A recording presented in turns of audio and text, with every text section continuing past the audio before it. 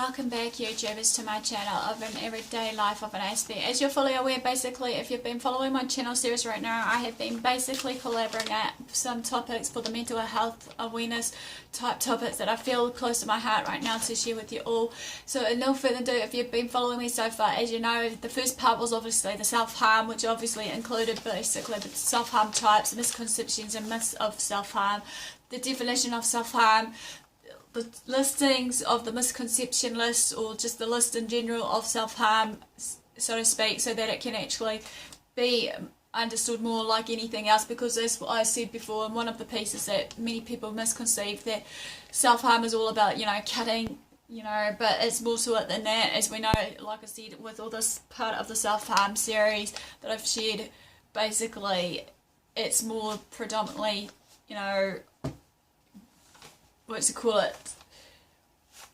an epidemic and well known, that obviously cutting is the well known, as well as some other ones that I shared in the piece. And also I shared basically some of the what not to say to someone who's self-harming, and also basically another part was also just to basically cover up the follow-up of just treatments or therapy or something, or what you can do, tips and advice along the way of the ones that are self-harming.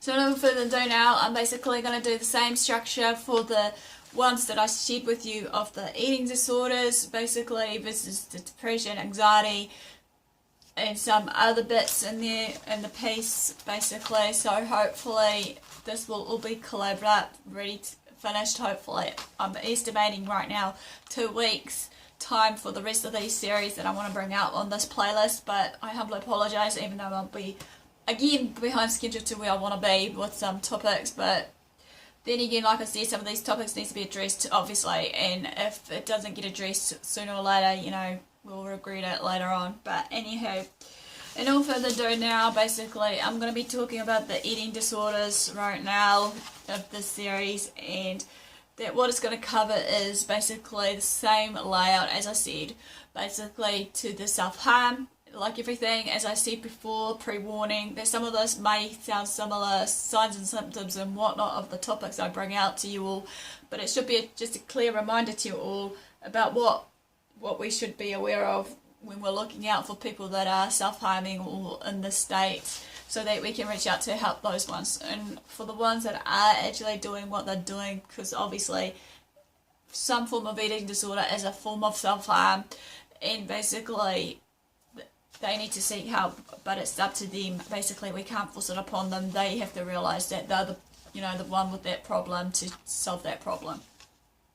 So, in further ado, here goes for this first part, which is the types, as well as what an eating disorder is, which is going to be broken down into 3-4 parts here of the different types.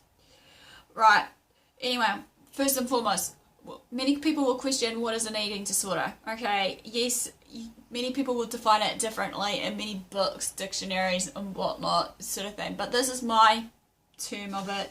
Hopefully that will gain a better understanding to what I'm saying here. An eating disorder has been described as basically an illness that is characterized by irregular eating habits and patterns, with the occurrences when it happens, as well as it causes severe stress or concern about a person's body weight or shape or food issues. These disorders are a serious concern, as there are emotional, physical aspects to this problem that can then be life-threatening.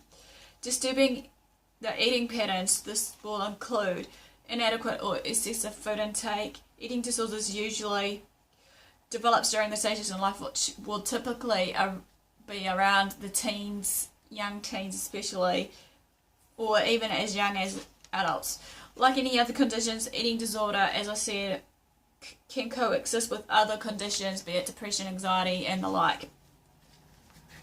So as you're further aware now, basically, there's my definition.